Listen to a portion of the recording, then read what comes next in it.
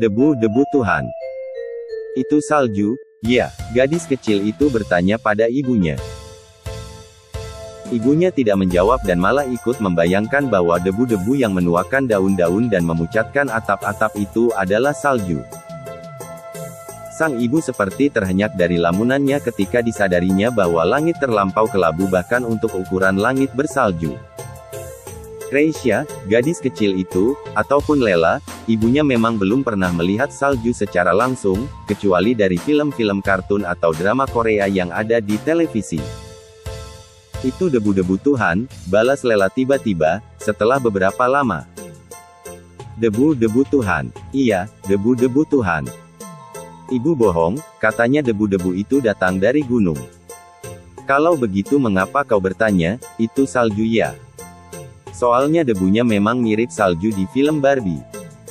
Tapi, tetap saja itu debu, dan bukan salju. Apakah itu benar debu-debu Tuhan? Iya, itu debu-debu Tuhan.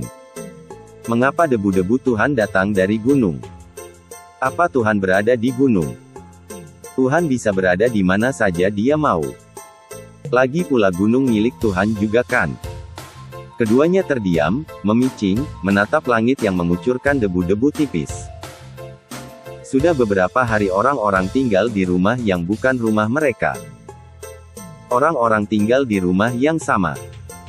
Sempit dan berdesak-desakan seperti di tempat pelelangan ikan. Orang-orang begitu riuh dengan percakapan-percakapan, dengan keluhan-keluhan. Sementara, bayi-bayi begitu gaduh dengan rengekan-rengekan. Dan, perempuan itu memilih menunggu kedatangan suaminya, dengan duduk di teras paling tepi, dengan putrinya yang baru masuk SD, yang begitu suka bertanya macam-macam, seperti mesin penanya. Mengapa kita memakai ini? Kreisya bertanya lagi. Itu masker, jawab ibunya datar. Masker? Iya, supaya kita tidak sesak napas karena debu-debu itu, timpal ibunya. Gadis kecil itu terdiam sejenak dan berujar lagi, tapi, itu kan debu-debu Tuhan. Kata ibu, Tuhan menyayangi kita. Lalu mengapa debu-debu Tuhan bisa membuat kita sesak napas? Perempuan itu menoleh ke Kreisya, putrinya yang menembakkan matanya tepat ke matanya, memohon jawaban. Mengapa anak-anak kecil selalu melontarkan pertanyaan-pertanyaan yang sulit lagi mencemaskan? Perempuan itu berpaling dan kembali menatap langit yang terlampau kelabu. Kepala cemasnya berusaha menemukan jawaban. Tuhan menyayangi kita, karena itu Dia menurunkan debu-debunya yang bisa membuat kita sesak napas, jawab Lela. Debu-debu Tuhan juga mengotori rumah-rumah dan jalan-jalan. Padahal, kata Bu Guru, Tuhan suka kebersihan. Ini benar-benar aneh, kelit Kreisya. Perempuan itu tak percaya dengan apa yang baru saja didengarnya, mengapa pula bocah-bocah kecil zaman sekarang pandai sekali berkomentar layaknya orang dewasa. Apa ia terlalu sering menonton Barbie dan SpongeBob? Ya, itu tadi, karena Tuhan menyayangi kita, perempuan itu menjawab juga. Menyayangi tak berarti memanjakan atau selalu membuatmu senang. Kamu ingat waktu ibu menghukummu tinggal di rumah sendirian karena kamu tak mau pergi ke sekolah? Gadis kecil itu mengangguk. Itu artinya ibu ingin kamu belajar menjadi lebih baik. Jika ibu terus membiarkanmu malas pergi ke sekolah maka kamu akan ketinggalan pelajaran. Kalau kamu ketinggalan pelajaran maka kamu akan rugi, dan kamu tidak akan naik kelas. Ibu tak mau kamu rugi, apalagi tidak naik kelas. Makanya ibu melakukan itu dan itu karena ibu menyayangimu. Gadis itu terlongok menatap ibunya sebentar dan kembali menekuni langit kelabu di kejauhan. Jadi, Tuhan menghukum kita? Tanyanya kemudian. Tuhan hanya ingin kita belajar, jawab ibunya singkat.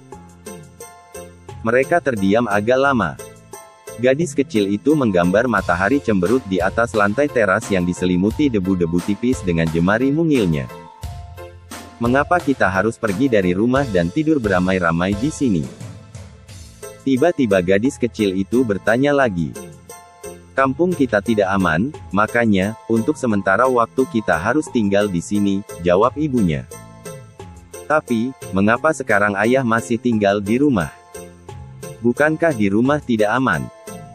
Ayahmu harus memberi makan ternak dan menjaga rumah supaya tidak dimasuki pencuri.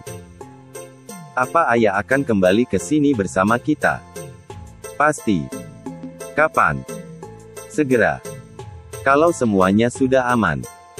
Kalau ayah tidak datang juga bagaimana? Mungkin ibu harus menjemputnya. Gadis kecil itu terdiam dan mendadak murung. Ia menghapus gambar matahari cemberut di atas lantai yang berdebu itu dan menggantinya dengan gambar matahari menangis. Sejatinya, perempuan itu begitu cemas menunggu suaminya kembali. Sudah sejak sehari yang lalu suaminya pamit pulang untuk menyelesaikan segala urusan rumah supaya lebih tenang saat ditinggal ke pengungsian. Namun, sampai sekarang suaminya belum juga kembali. Apa kamu janji tidak akan nakal kalau nanti kamu ibu tinggal sebentar balik ke rumah untuk menjemput ayahmu? Silih perempuan bertanya. Mengapa aku tidak boleh ikut? Gadis kecil itu balik bertanya dengan nada murung. Bukankah sudah ibu bilang, di rumah tidak aman? Kalau tidak untuk menjemput ayahmu, ibu juga tidak akan balik ke rumah. Gadis kecil itu tertunduk, kini ia menghapus gambar matahari menangis dan silih menggambar bintang yang menangis. Ibu hanya sebentar. Ibu janji. Sebelum langit gelap, ibu sudah kembali ke sini bersama ayahmu. Gadis kecil itu melongok ke ibunya dan mengangguk berat. Setelah beberapa jenak, perempuan itu beranjak dari duduknya dan berbincang lirih dengan salah seorang tetangganya yang juga sama-sama cemas. Beberapa saat kemudian, setelah mengecup kening bocah kecil itu, perempuan itu pergi dengan payung hitam yang dimekarkan di atas kepala, dan perempuan itu pun berjalan menjauh dari rumah pengungsian. Bocah kecil itu terus mengawasi ibunya sampai sosok remang itu hilang di telan remang yang lebih remang di kejauhan. Selama ibunya pergi, gadis kecil itu hanya terduduk di lantai teras paling tepi. Ia terus menggambar apa saja di atas lantai yang diselimuti debu-debu tipis itu. Ia tak bisa memikirkan hal lain kecuali ayah dan ibunya yang harus berjalan melewati debu-debu yang terus mengucur seperti tak ada habisnya itu. Ia membayangkan tubuh ayah dan ibunya memutih berselimutkan debu-debu Tuhan itu. Jelang petang, gadis kecil itu menjadi sedikit cemas karena ayah dan ibunya tak kunjung datang. Ketika petang merembang, gadis kecil itu mulai menangis. Ia terus berdiri di teras paling tepi dan terus menatap ke depan. Beberapa tetangga dan relawan sudah membujuknya untuk diam dan menunggu ibunya sambil bermain atau tidur-tiduran, tapi tidak berhasil. Gadis kecil itu terus tergugu di antara keriuhan orang-orang, di antara keluh kesah, dan rengekan-rengekan balita. Seorang relawan menawarinya semangkuk mie instan, meski ia lapar, ia tetap tak menggubris. Ia masih saja berdiri di teras paling tepi dan terus menatap ke depan. Di sisi lampu jalan yang pucat, debu-debu tipis masih tampak beterbangan dari ketinggian.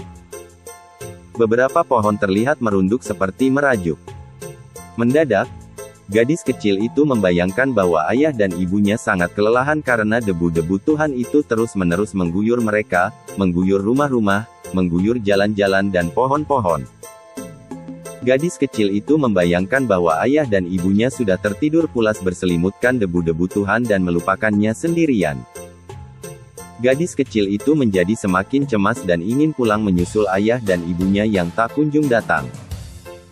Bukankah Tuhan selalu baik pada siapapun? Apakah debu-debu Tuhan ini mau mengantarku pulang, pikirnya. Gadis itu menoleh ke sekelilingnya. Orang-orang sudah pada tertidur, beberapa yang lain bergerumbul bermain catur, sisanya yang lain berbincang-bincang rendah di antara keremangan lampu. Tak seorang pun tampak memperdulikannya. Diam-diam, dengan isakan lirih, gadis kecil itu melangkahkan kakinya ke depan dan terus berjalan dan terus ke depan, menembus debu-debu Tuhan.